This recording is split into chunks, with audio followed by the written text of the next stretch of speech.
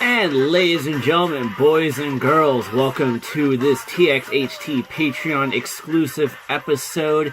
And today, ladies and gentlemen, I am being joined by the feature NWHL writer, once again, Mr. Dan Rice. Dan, welcome back on the TXHT.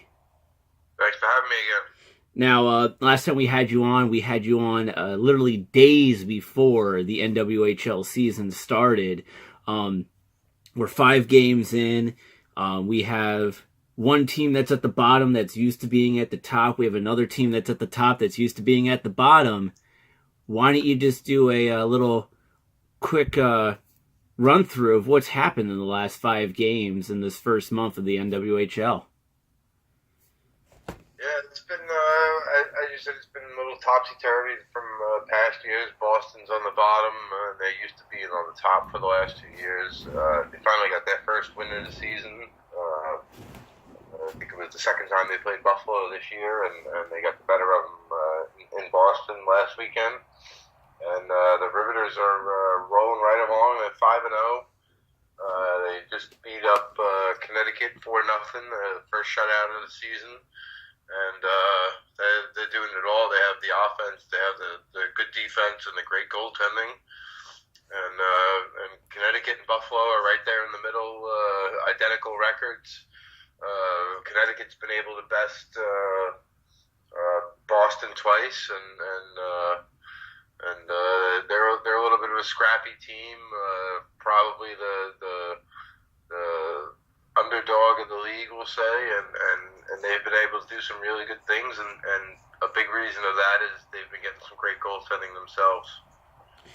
Now, as we mentioned, Metropolitan's 5-0 right now. That started off with the double header with the New Jersey Devils at the Prudential Center, which saw the Metropolitan Riveters win that game against the Boston Pride.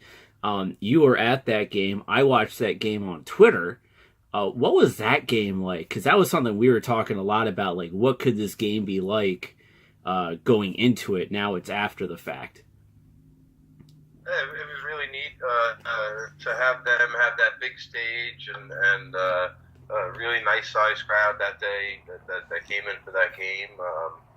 It was good for both teams, for the league in a whole. But I think maybe in our talking and other spots too, I think we all made it about the Riveters and their deal with the Devils. But it was also really cool for the Boston players too. I think kind of get swept under the rug there in these kind of talks of this game. And I spoke with one of their defenders, Lexi Bender, a couple weekends ago in Connecticut, and that was one of the questions. One of the things that we talked about was, it was a pretty big deal and pretty cool for them too. And I think that gets maybe a little overlooked. And she told me a really neat story about how last season her and Alex Carpenter, who's no longer with the team, but her dad played for the Devils for years and won the Stanley Cup in '95. He was a coach on the '03 team. The two of them, and they know each other going back to college at BC. The two of them would often walk around in the bowels of the arena before some of their games when they came here to play the Riveters last year. And a couple of times they got nabbed by security, being maybe places they shouldn't have been. But they weren't doing anything, they were just like walking around, checking out the sights and sounds, and the feel of the big rink and those kind of things. But then she mentioned, it was really cool that when they came this year, they had certain areas roped off for them that were maybe not roped off for them in last season. So for them to for her and for the rest of the Pride players and all the players in the league, even the two teams that didn't get to play in that game, it was still a really big deal, and hopefully, as we've talked about previous time we spoke, hopefully this is a stepping stone and the first domino that falls as some other teams get involved in this process. Now, of course, after that game, it was the Buffalo Buttes versus the Metropolitan Riveters in a game that was in a neutral site, air quotes, neutral site, which was in Rochester, New York, which was close to Buffalo. You did the drive up to that. What was that game like, having it in a neutral zone site? Yeah, the game up in Rochester was phenomenal. It was a really big crowd, nice energy in the building. The only disappointment in that whole situation was that in the third period, the referees let the game kind of get out of hand. We had a couple of Buffalo players that ended up getting suspended from that game. And the Buffalo coaches, the players, even the players and the coaches on the Rivers side, they were a little displeased with the way the referees let that get out of hand, and that's not the kind of game or the kind of hockey that the league and the players want to promote, and especially when you're in that kind of situation, as you said, a neutral site in Rochester, which is an hour away from Buffalo, but a lot of players on both teams had ties to that area. Overall, it was a great experience, and I know all the players loved playing there. Some of them even played there in that particular building as they were growing up, youth hockey and tournaments, and there was a youth hockey tournament there that weekend. There was actually a few of them, but overall it was a really good experience, and hopefully they do more games like that in the future. Now, speaking about games like that in the future, we do have a confirmation that this upcoming January, we will have, I believe, the Buffalo Buttes versus the Connecticut Whale playing in Pittsburgh as an upcoming neutral site game. Obviously, Pittsburgh was the location for last season's All-Star game. Having the league go back to Pittsburgh obviously is a big deal, but right now we haven't heard anything about the All-Star game. What are your thoughts of where it could be for this upcoming season for the All-Star game? That's a great question that I do not have an answer to, and I don't even have any inkling as to where it could be. I'm keeping my fingers crossed that it's somewhere close to me, selfishly, that I can drive there. I'm not a big get on a plane and fly places person. So that would be ideal for me, but I honestly have no idea where it's going to be. I do know, as you said, the game that is going to be in Pittsburgh, Buffalo and Connecticut. I think that's the second weekend in January. That's me guessing without the schedule in front of me. But I'm looking forward to that game, and I should be there. And I know there's a few players on both teams that have ties to that Pittsburgh area. The two that specifically come to mind. First are Rachel Aid, defender on Connecticut. She passed through Pittsburgh in her development growing up, and another was Kristen Lewicki on Buffalo. I think I heard on another podcast that she mentioned she spent some time there growing up. I think she's a West Virginia kid, and somehow, some way, she got some help along the way there and some teaching on the ice from Mario Lemieux. So that's got to be a cool experience, and something that if I get to cross paths with her somewhere either this weekend or down the line, that I get to talk to her about a little bit. Yeah, and it is January 14th, 2 p.m. It'll be at the UPMC Lemieux Sports Complex, the Buffalo Buttes at the Connecticut Whale. So. Yeah, and that's the same place where they had the All-Star game and the skills competition. That's a beautiful facility, as you would expect from the Pittsburgh Penguins, who are two-time defending Stanley Cup champions. That building is first class, and they did a great job in helping us promote it, and I have no doubt in my mind that they're going to help promote this game as well as soon as we get a little bit closer to that. Well, going back to the All-Star game thing, obviously I'm down here in the D.C. metropolitan area, so I don't hear anything at all. I'm kind of like on my own little island, just watching the games on Twitter and YouTube. But I selfishly, just like you, want it close by because I like it here in the D.C. area, so I can metro on over and not have to drive. You know. Yeah, if it's down in DC, chances are I'll probably be down there because that's an easy drive for me. Yeah. Well, I mean, I was up in your neck of the woods a couple weeks ago, the weekend before Thanksgiving, so it's not a bad drive. It really is not driving Now, from. yeah, I've gone down there a couple of times to see the Devils and Capitals square off. It's a nice place down there, and it's a really nice hockey town. Yeah. Thank you. Now, if we can just fix some of the fans, we'll be fine down here for real. So, but real quick, we're gonna go to a quick break. When we come back, I want us to break down the teams individually because that way everyone can like. When I do the recaps, I'm just doing a quick recap on the show because when you only have an hour of time, you can't really do everything at once. Sure. So when we come back from break, we will break down the teams individually and get your thoughts on what the teams are doing right and what they can improve on. Sounds good.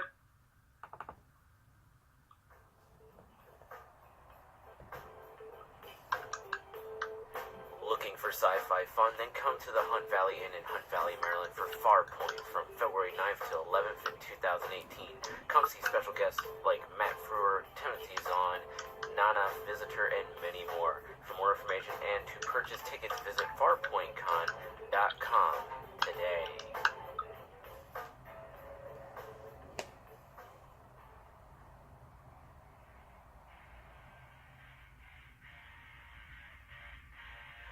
Attention hockey fans, the Experience Hockey Talk is on Patreon. Come join the exclusive TXHT community today for access to exclusive episodes, interviews, and so much more. You can join the TXHT Patreon community at patreon.com/TXHT_hockey.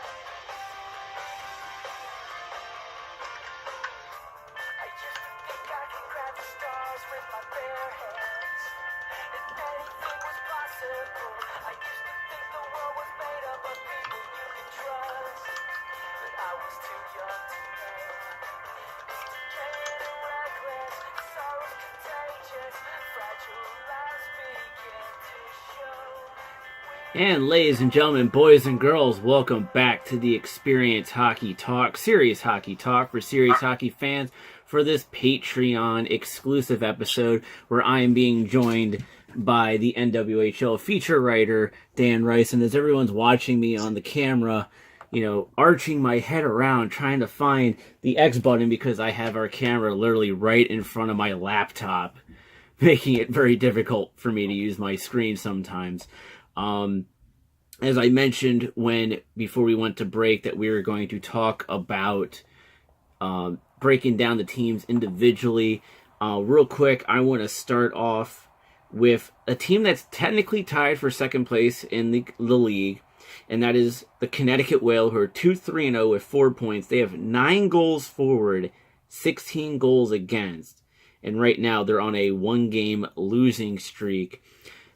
Dan, what are your thoughts on the Connecticut Whale right now? What are they doing right, but what do they need to improve on as well? Like I touched on a little bit, I think at the beginning, they're getting great goaltending. Sydney Rossman's playing outstanding. From everything I hear, that's the way that she always plays and played at college at Quinnipiac. And it seems like she's carried that right over to the pro game. Their problem has been that they don't have the offensive firepower like some of the other teams, so they're going to have to grind it out, 2-1, 3-2 games, and I think that they'll admit that too. And they just need to get more timely goal scoring. They have some really nice contributions offensively from players like Sam Faber and Emily Fluke. Obviously, Kelly Babstock is always a tough player to handle for any opponent. They get some contribution from their blue line as well with Shannon Doyle and players like that can really put the puck on net. And the game that I saw them play and win against Boston, they were down late and they never gave up. They blocked a lot of shots and they found a way to make a comeback. Grace Kleinback, that's another young player on that team that's really found a role, and Jamie Goldsmith. They've really, I think, surprised some people, as again, I think they'll admit. And they've been a fun team to watch. I think I've seen them play 4 games, including the preseason so far, and I'm looking forward to see them play again because those games have been really exciting so far. Now, for Connecticut, you mentioned that this is a team that just has to grind it out. You know, is this really the best way for them to have to play, especially with, you know, it looks like Boston's now starting to turn it on. Buffalo is a very, I would guess you could say, physical team because they've had 3 suspensions already this season, but we'll talk about that part a little bit. But then not only that, but the Metropolitan Riveters, you know, they've been really the hottest team. Do you really think a grinded out system would really work against the other teams very effectively? Like in the long run, when you look at it in the long run perspective. Yeah, and I mean, you know, there's lots of different ways to be successful, and that's the one that's worked best for them. And they're a group that didn't really know a lot of each other before this season started. So this is how they're starting the season now, and you can see they're starting to get on the same page. And you know, offense will come and go, and they have to stick to their beliefs and the systems that the coaching staff has implemented. And the 2 games I saw them play against the Riveters, they got outscored 9-1, but those games didn't feel like that. The game this past weekend, they lost 4-0, but it was 2-0, and they got a breakaway stop, and then the Riveters went down and scored the other way, and it was 3-0. So you know, they have to tighten up a few things and play a little bit tighter defense against some of the more skilled teams. But I think, you know, admitting that the Riveters are the best team, and you know, the Connecticut Whale, they're going to get their share of points against Buffalo and Boston this year, I think. All right, and speaking of Buffalo, they are also 2-3-0 with 4 points. They have 15 goals for, 20 goals against, and they're currently on a 2-game losing streak. As I mentioned, they've already had 3 suspensions this season already. I mean, I know the term defend the championship at all costs, but do you really think getting those many suspensions is defending the championship at all costs? Yeah, no, that's not the way that they want to play, and you know, anybody that's played any type of sport at any level, you're competitive, and you got caught up in the heat of the moment. Things happen, and you're not always thinking the clearest. It's always easier to second guess people and their decisions and what they do in the heat of the moment. But if you put yourself in those positions, it's sometimes tough to avoid those encounters and confrontations. The positive thing is nobody's gotten seriously hurt, but they're a physical team. They're a little bit bigger size-wise throughout up and down their lineup than some of the other teams, and I think they'll be fine. I think their issue is finding a way to keep teams from scoring against them. They really have to tighten up their defense because, especially the 2 games against the Riveters, the one that I was at, and then the one up in Buffalo, they gave up 12 goals, and it doesn't matter what league you're in, you're not going to win if you give up 12 goals in 2 games. No. How do you think this, this would be a more general question for all of them, but how do you think the Buffalo Buttes in specific are responding to not having Megan Bozak, Emily Falzer, and Brianne McLaughlin in their locker room this season? How do you think they're responding right now to that? Oh, I think they're fine. I mean, they've added some really, really good players. Tara Kiersey, for one, she's got 5 goals and picked second in the league in scoring, goal scoring. They have Corinne Bowie, who's she's a winner on and off the ice, the captain of the team now. They brought in some top end talent from the CWHL and Rebecca Vint and Sarah Edney, Jess Jones. They've all been nice additions. That they added that Adrian line that's really they haven't found their stride just yet, but they've added some scoring depth here and there, and Haley Scamora was a great addition at the end of last year, a draft pick of the Buffalo Buttes, and their other draft pick, Maddie Elia. Those two have been a great 1-2 punch on the first line, and I think that's, Elia's absence, I think, is probably a big reason why they fell behind and weren't able to score enough in their most recent loss against Boston.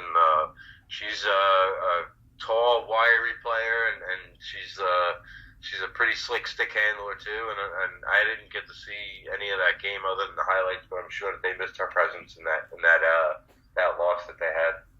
All right, and then next up we have the Boston Pride, who in 5 games are 1-3-1 with 3 points. They have 11 goals forward and 17 against, and they're currently on a 1-game winning streak.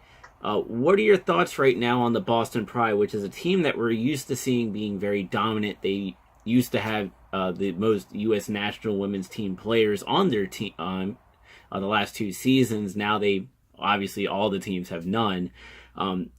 We're now seeing that impact. How do you think they're trying to turn this around now, especially with them getting their first win the other weekend? Yeah, it's been an adjustment, and I think a lot of us media fans, maybe even some of the players on the other teams, we looked at the names on the roster and said, oh, Boston will be fine. But it's not necessarily that simple. They need some time to grow together and learn each other's tendencies. And as we all know, the NWHL they don't exactly practice all the time. They don't have all the free time in the world like NHL players do. They do have day jobs. They have practices twice a week. And those practices are at night, usually after working a 9-to-5 job. So I think they're starting to find their way. They do have some talented players, as we mentioned, with especially players like Janine Weber and Dana Trevigno. Their defense is they have a lot of defensive defenders, and I think they need to get a little bit more offense from the blue line, and you saw that last weekend. Gagliotti scores 2 goals, gets an assist. I think she was robbed of a goal the previous game, so she's starting to try and chip in a little bit more, and they're adding Kaylee Fratkin this week. She's going to be with them at practice tomorrow from all accounts that I've read and heard, and I think they're looking for her to give them a little bit of a shot in the arm back there with some offense from the blue line. And actually, that's the first I've heard about Kaylee Fratkin in a while, so that'll be definitely interesting for her, especially the fact that she spent the last 2 seasons with the Connecticut Whale. Yeah, she was with the Riveters last year. Oh, Riveters last year, yeah. She was with Connecticut. Year before that, yeah. See, I can't remember everything. But, and then next up we have the 5-0 Metropolitan Riveters. They have the perfect 10 points, 25 goals forward, 7 goals against. And obviously they're on a 5-game winning streak because they haven't lost a game yet. What are your thoughts on the Metropolitan Riveters? And do you think the whole deal with the New Jersey Devils is one of the possibly the biggest driving force behind the confidence that this team has with them right now? No, I think that confidence started last year. They've all really bought into, and I think I've said this before on this show. They really bought into the system and the culture that the coach Chad Wiseman has created there, and they're playing for one another, and that familiarity with each other, the friendships that they have with one another, it really shows when you see them at practice, after games, during games, on social media and things like that.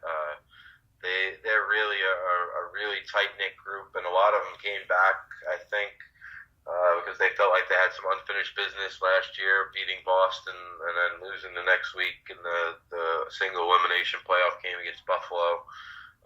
They have a large majority of that group back, and they won the first 4 games, and they didn't even have one of their best players, Madison Packer, playing 1 second of any of those games. And they get her back this past weekend, and all she does is chip in 2 assists as she plays in a third line role, I guess, where now you have this good problem to have, where you have a lot of good players and you have only a certain amount of slots in a game lineup, and that's a nice problem to have when you're undefeated and sitting on top of the league, scored the most goals, gave up the least goals. All those good things, and it's clear to me they're really on a mission, and it's going to be interesting to see how the rest of the season unfolds. Now, for the Metropolitan Riveters, one player that actually came back after taking a season off was Erica Lawler. How is she doing in your eyes? She's been impressive. If you've seen any of the games, she's the one that looks like somebody's kid ran out on the ice in the middle of the game. She's very short compared to a lot of the other players, but that doesn't mean that she's not out there working her tail off, and she's scrappy. She's gotten knocked down a lot, and every single time she's gotten up, she's got a lot of spunk, and she's you're starting to see now as the game is going on, she's getting a little bit more confidence in herself and her game. That connection with her line mates and teammates, and she's getting some more chances. She's chipped in a few points here now the last couple of weeks, and she's been really good in the face-off circle too. So she's been a really nice addition for this team this year, and they're a fast team, and her addition just makes them that much more faster. All right. Well, with that, overall, from what you've seen these last 5 weeks, I guess you can say, 6 weeks if you include the week that was taken off for the holiday of Thanksgiving, outside the New York Riveters, which team has impressed you the most, and which team do you want to see more out of? Like we just kind of talked about in this previous little segment, Connecticut's really impressed me. Haven't been able to see them in person more times than the other teams. I like the way they play, and I came away extremely impressed with, as I mentioned also, their goaltender, Sydney Rossman. She's a battler. She's not the biggest goalie, but she's very entertaining goaltender to watch play. If you get to a game, you can probably hear her from the stands shouting out instructions or shouting out encouragement to her teammates, which I think is a pretty unique thing, and something that we talked about this past weekend when I saw her. And on the other end of the spectrum, I guess it's just tie between Boston and Buffalo. You know, we mentioned Boston. You expect a little bit more from them with all the names, but I think that'll come. And Buffalo, again, as we mentioned, you just want to see them tighten up a little bit more defensively.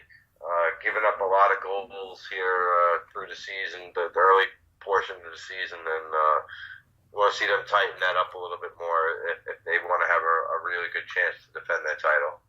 All right, well, with that, we're going to go to one more break, and when we come back, we're going to talk about Haley Skarupa, the Olympics, because of a major announcement that happened this week by the IOC, and a few other little NWHL things. So we'll be right back after this break.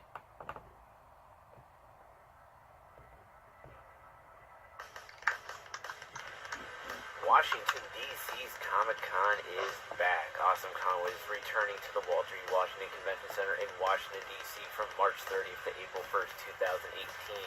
Come see the cast of Guardians of the Galaxy, including DC's own Dave Bautista, including many more special guests. For more information and to purchase tickets, visit awesome-con.com today.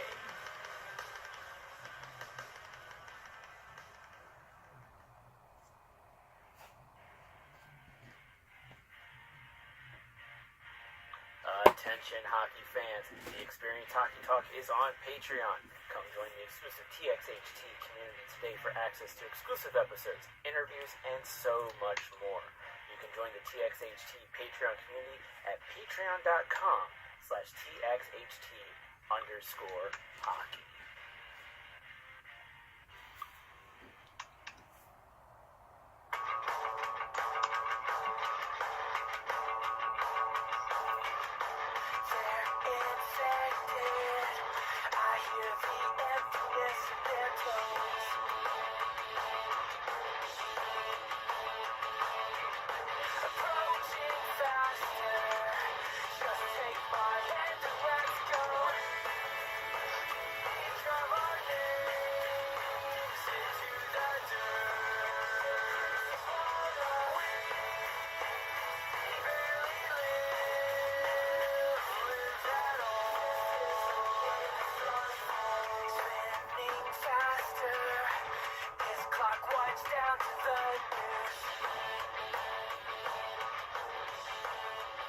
And ladies and gentlemen, boys and girls, welcome back to the Experience Hockey Talk, Serious Hockey Talk for Serious Hockey Fan, the Patreon exclusive with Dan Rice, the feature NWHL writer for NWHL.zone. Dan and I have been talking about the NWHL, the first 5 weeks of action that have taken place, and now it's time to do some, I guess you can say, news and notes around women's hockey. And we'll start right off the bat with the news that happened this week, actually a matter of yesterday, which was Wednesday. I think this is getting released on Friday. And that's the fact that the IOC has pretty much banned Russia from participating in the Olympics, but athletes can still participate under Olympic Athlete for Russia or something like that. I don't have the full details, but Dan, I want to get your thoughts on this and how it affects the women's hockey for the Olympics, because we're already seeing, we're getting the dominant side of things with the men's side of things, because we see it all the time with the NHL and stuff like that. But what are your thoughts on it when it comes to the women's side of hockey?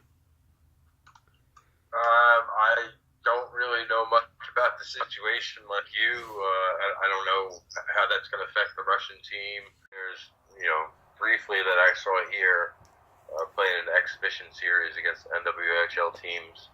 I hope that the best teams get put on the ice in that tournament, but I'm in a wait and see pattern with that. I don't really, honestly, I don't follow that international stuff too closely. I do try and watch those USA Canada games, but other than that, I honestly don't have much information to offer on that kind of situation. Well, right now, the most that I know is that if individual athletes who were not banned because of all the doping that happened at Sochi, they can go under the Olympic flag, and on their uniform will say OAR, which is Olympic Athlete for Russia or something like that, but it won't be under the Russian flag. But there's a little uncertainty right now as to what will happen with the actual teams of the women's hockey team, the men's hockey team, and some of these other teams that they do. I guess bobsled would be one that would be affected as well. So that's kind of the thing that everyone's kind of keeping an eye on. But going to something that you do know about is that you and we were actually sitting in the same conference call when it was announced, but Haley Skarupa signed with the Boston Pride this off-season, and a couple weeks ago, she got added to the U.S. National Residency Program for the U.S. Women's Hockey Team. What are your thoughts on Haley getting this opportunity? I think it was long overdue, honestly. I think I was in a large group of people that didn't understand why she wasn't there to begin with in the first place, along with other players like Kelly Stack. But we don't make those decisions, so I'm glad that she got that opportunity. I'm curious to see, to know what her emotions would be. Would it be relief, or what the hell took you so long, or what were you thinking? Something along those lines. She's someone I haven't had a chance to meet yet, and or the opportunity to interview. I did hear her on the Women's Hockey Digest podcast, and when the question was posed about her being left off the team, you could hear in her voice the disappointment. And hopefully she goes out there and she kicks ass and she makes even more of a name for herself, because I think she's one of the most talented younger players in the game of women's hockey. Now, interesting note, when we got the press release on that one, that she was going to the national residency program for the women's hockey team, obviously it's a known fact that she's from Rockville, Maryland. So she's like about 20 minutes away from where I am now. And I was actually at a local shop called Replay Sports, which is a hockey reseller. And I was talking to the owner because I'm good friends with him, and I mentioned her name. And I showed it to him, and he went, "I'm damn proud of that girl," because he used to coach her a little bit down here in Rockville, and and he would tell me about how, like, during this past off season, other off seasons, like when she was in college and stuff, she would come home here and she would work with the girls at our local rink and work with them on ice hockey. And it's like to hear about that and then hear that story about how she helps the game down here for women, that right there tells you that this person deserves this opportunity that she's getting now. Yeah, absolutely. She's by all accounts, she's a phenomenal person, better person than she's a player, and that's saying a lot. And like I said, I really hope that it works out for her, and she goes there and kicks ass and comes home with a gold medal, and then hopefully comes back to our league in the NWHL. Yeah, and lastly, we talked about the All-Star game in our first segment. I'm not afraid to throw this one out there just for the fun of it. But an NWHL press ice hockey game, would you play? If I can get one of the players to give me some skating lessons, sure. But I wouldn't want to go out there and make a fool out of myself. So I'd have to get at least a couple of weeks in or a couple of days of getting on the ice and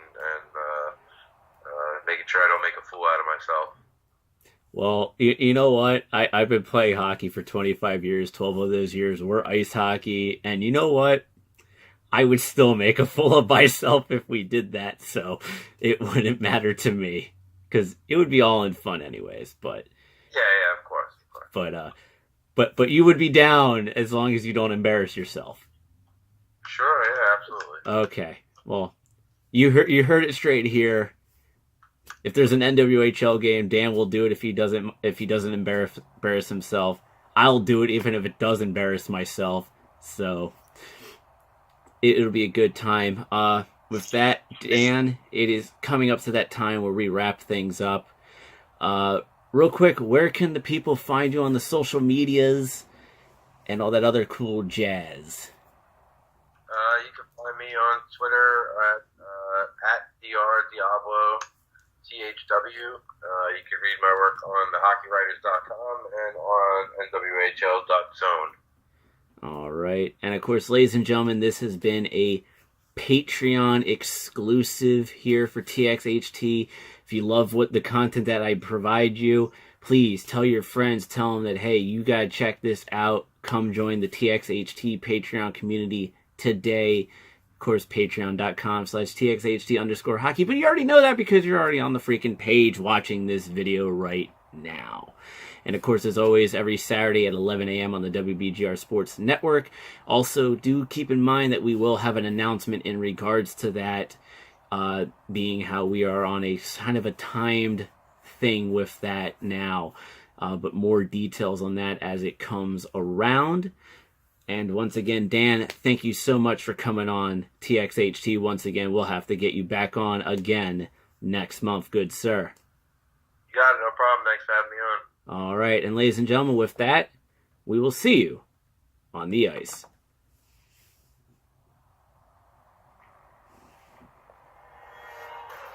Attention hockey fans, looking for serious hockey talk? Then listen to the Experience Hockey Talk every Saturday at 11 a.m. on the WHR Sports Network. Join Michael and Bernie as they look back at the past week for the Washington Capitals, the NHL, NWHL, and so much more. For more information, visit facebook.com/TXHT Hockey or patreon.com/TXHT_hockey.